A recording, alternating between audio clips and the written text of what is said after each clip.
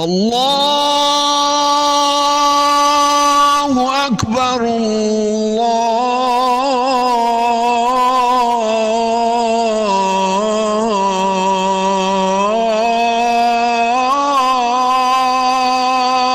اکبر۔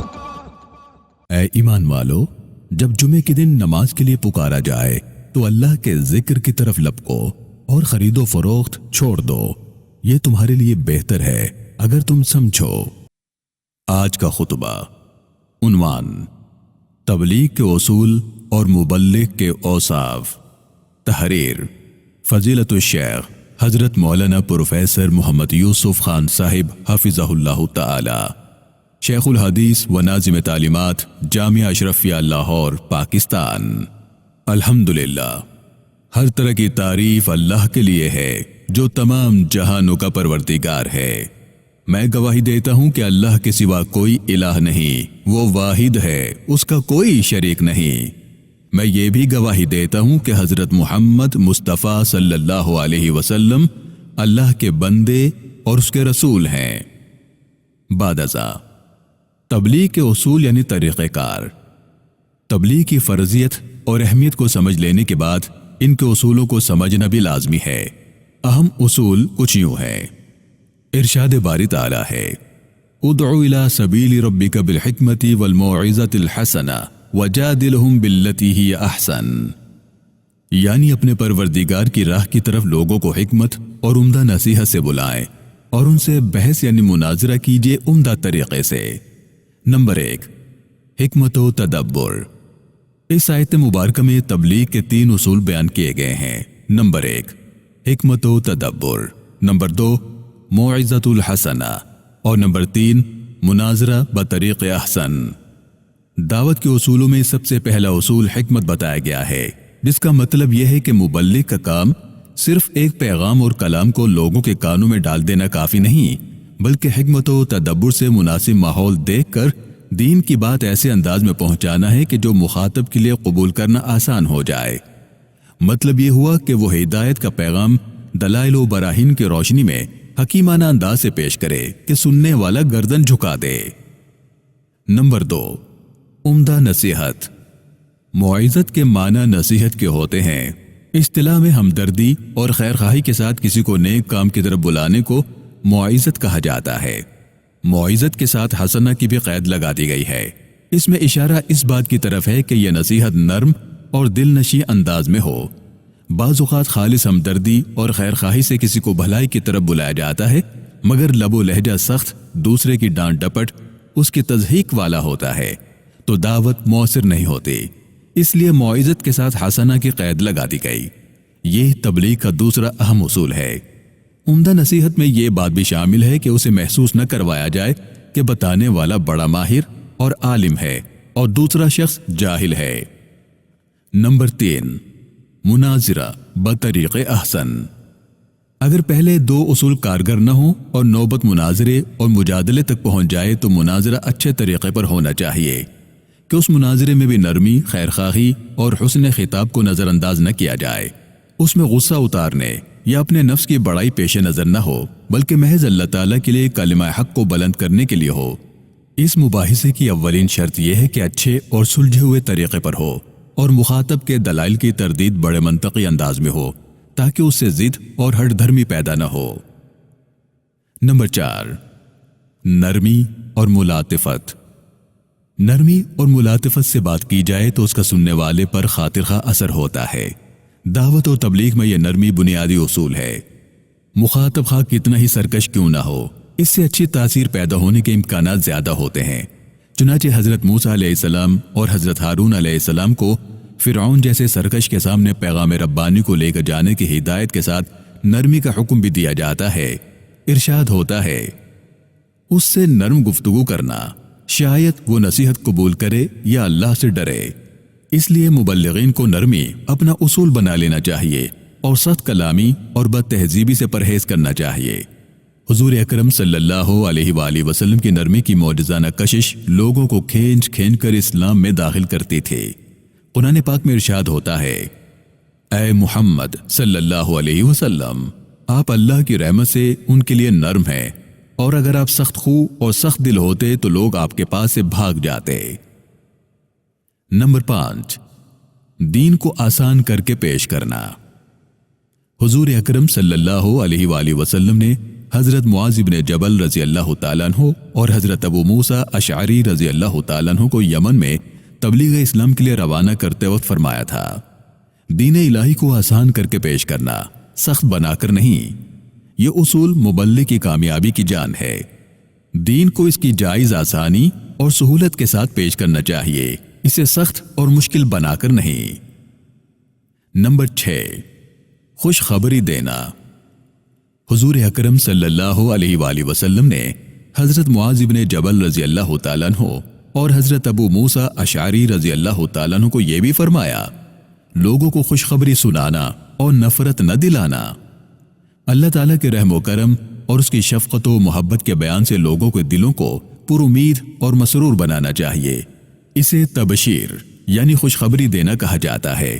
یہ پیغمبرانہ دعوت کا بنیادی اصول ہے جو ہر مبلغ کو اپنانا چاہیے۔ بات بات پر اللہ کے قہاری اور جباری کا ذکر کر کے دلوں کو مایوس اور خوف زدہ نہیں کرنا چاہیے۔ نمبر 7، تالیف قلوب۔ تالیف کے لغوی معنی ہیں دلوں کو ملانا۔ اس سے مراد یہ ہے کہ جس شخص کو اسلام کی طرف مائل کرنا ہو اس کے ساتھ محبت و شفقت، امداد و اعانت اور غم خواری و ہمدردی کا سلوک کیا جائے، تاکہ وہ ان شریفانہ جذبات سے ممنون ہو کر ضد اور ہر دھرمی کو چھوڑ دے اور اس کی دعوت کو قبول کرنے کے لیے آمادہ ہو جائے۔ ایک مرتبہ ایک بدو نے آ کر حضور صلی اللہ علیہ وسلم سے کہا کہ مجھے اپنی بکریوں کے ریوڑ عنایت کیجیے۔ آپ صلی اللہ علیہ وسلم نے اس کو پورا ریوڑ عنایت فرما دیا۔ یہ فیاضی دیکھ کر اس نے اپنے قبیلے سے کہا، بھائیو اسلام قبول کر لو، محمد صلی اللہ علیہ وسلم اتنا دیتے ہیں کہ فقر و افلاس کا ڈر نہیں رہتا۔ اسی وجہ سے نو مسلموں کی دل جمعی اور غیر مسلموں کو اسلام کی طرف مائل کرنے کے لیے زکوٰۃ میں سے کچھ مال انہیں دینے کی اجازت دی ہے، جسے مؤلفۃ القلوب کہا جاتا ہے۔ نمبر 8، مذمتی انداز نہ ہو۔ قرآن کریم میں ارشاد ہوتا ہے، جنہیں یہ کافر اللہ کے علاوہ پکارتے ہیں تم انہیں برا مت کہو، یعنی گالی نہ دو۔ تم ان کے جھوٹے معبودوں کو گالی دو گے تو وہ ازرہ جہالت تمہارے حقیقی معبود کو گالی دیں گے۔ اس سے ظاہر ہوتا ہے کہ ایک مبلغ کے لیے روا نہیں کہ دوسروں کے جھوٹے معبودوں اور پیشواؤں کو برا بھلا کہے۔ اس سے آپس میں رنجش پیدا ہوتی ہے جو تبلیغ کے راستے میں ایک بہت بڑی رکاوٹ ہے۔ نمبر 9، عملی نمونہ۔ مبلغ کے لیے سب سے مقدم بات یہ ہے کہ جس چیز کی وہ دوسروں کو دعوت دے رہا ہے اس پر خود بھی عمل پیرا ہو، وگرنہ اس کی دعوت بے اثر ہو کر رہ جائے گی۔ داعی کو نرا گفتار کا غازی نہیں ہونا چاہیے، بلکہ اسے عملی نمونہ پیش کرنا چاہیے۔ اس کے بغیر اس کی دعوت بالکل بے اثر رہے گی۔ نمبر 10، اکرام مسلم۔ جب مسلمانوں کو نیکی کی تلقین کی جائے تو ان کا اکرام کرنا چاہیے، انہیں ان کی کسی غلطی کی وجہ سے حقیر اور ذلیل نہیں سمجھنا چاہیے۔ نفرت اس کی برائی سے تو ہو مگر اس کی ذات ہماری نگاہوں میں محترم و مکرم ہو۔ اس صورت میں دعوت اپنا پورا اثر دکھائے گی۔ نمبر 11، دین میں کوئی جبر نہیں۔ کسی سے بات قبول کرانے کے لیے سختی اور جبر کا استعمال اسلام میں جائز نہیں۔ جبر سے تو نفاق پیدا ہوتا ہے نہ کہ اسلام۔ اسی وجہ سے قرآن کریم نے اعلان فرمایا، دین میں کوئی جبر نہیں۔ مبلغین کو چاہیے کہ وہ بھی اس اصول کو اختیار کریں اور کسی پر کوئی جبر نہ کریں، اس کا کچھ فائدہ نہیں۔ مبلغ کے اوصاف یعنی شرائط تبلیغ۔ نمبر 1، عملی نمونہ۔ مبلغ کے لیے سب سے مقدم بات یہ ہے کہ وہ جس بات کی دعوت دیتا ہے اس پر خود بھی عمل کرتا ہو اور تبلیغ کے مذکورہ 13 اصولوں پر کاربند ہو، وگرنہ اس کی دعوت مؤثر نہیں ہوگی۔ نمبر 2، خوش خلقی۔ داعی کے لیے یہ بات ضروری ہے کہ وہ با اخلاق ہو، خندہ پیشانی سے پیش آئے تاکہ لوگ اس کی طرف مائل ہوں اور حق بات سنیں۔ نمبر 3، اخلاص۔ مبلغ کے دل میں اخلاص ہونا چاہیے، کوئی دنیاوی غرض اس کے پیش نظر نہیں ہونی چاہیے۔ اس کے بغیر اس کام سے نہ محبت ہوگی نہ انہماک۔ اس کی ماہویت کے بغیر مشن میں کامیابی بہت مشکل سے نصیب ہوتی ہے۔ نمبر 4، علم دین۔ دائی کے لیے لازمی ہے کہ وہ تعلیمات اسلام سے خوب واقف ہو۔ اس فریضے سے عہدہ برا ہونے کے لیے علم ایک بنیادی شرط ہے۔ اگر علم نہ ہو تو اس فریضے کو کما حقہ سر انجام نہیں دے سکتا۔ نمبر 5، نفسیات سے واقفیت۔ دین کی تبلیغ کرنے والے میں ایک صفت یہ بھی ہونی چاہیے کہ لوگوں کی نفسیات کو جانتا ہو تاکہ اس کا طریقہ تبلیغ مؤثر ہو سکے۔ نمبر 6، دوسرے مذاہب کی بنیادی تعلیمات سے واقفیت۔ مبلغ کے لیے ضروری ہے کہ اسلام اور دنیا کے بڑے بڑے مذاہب میں جو باتیں مشترک ہیں وہ ان کی نشاندہی کر سکتا ہو، نیز ان تعلیمات میں اسلام کی فضیلت کے دلائل اسے معلوم ہو تاکہ وہ غیر مسلموں کو دعوت دیتے وقت اسلام کی فضیلت ثابت کر سکے۔ نمبر 7، معاشرتی حالات سے واقفیت۔ جس قوم میں پہلے تبلیغ کرنا چاہتا ہے اس کے معاشرتی حالات سے خوب واقف ہونا چاہیے تاکہ وہ اس ماحول سے مثالیں پیش کر سکے اور اس معاشرے کے طور طریقے اور آداب کو دعوت کے وقت ملحوظ رکھ سکے۔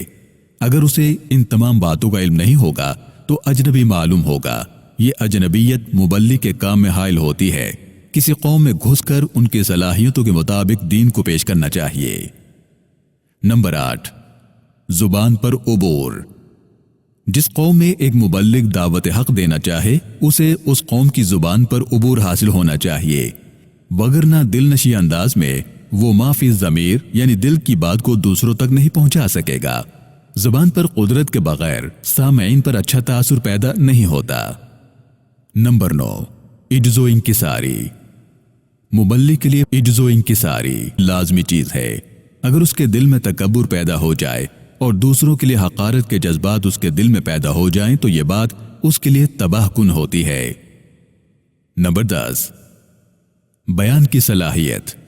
اگر مبلغ اپنی بات بہتر انداز سے بیان کرنے کی صلاحیت رکھتا ہو تو یہ تبلیغ کے لیے بڑی مددگار بات ہوگی، خصوصاً آج کے دور میں بات دلیل کے ساتھ مناسب انداز سے کی جائے تو دوسرا شخص بات توجہ سے سنتا ہے۔ اور نمبر 11، عصر حاضر کے رجحانات سے آگاہی۔ آج کے دور میں لوگوں کے سوچنے کے انداز میں بہت تبدیلی آ چکی ہے۔ سائنسی ترقی، مغرب کے اعتراضات وغیرہ کی وجہ سے جو ذہنی تبدیلی آئی ہے، مبلغ کو چاہیے کہ وہ انہیں پیش نظر رکھ کر دعوت دے۔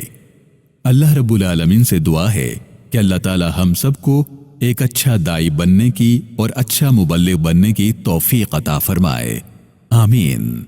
وآخر دعوانا ان الحمد للہ رب العالمین۔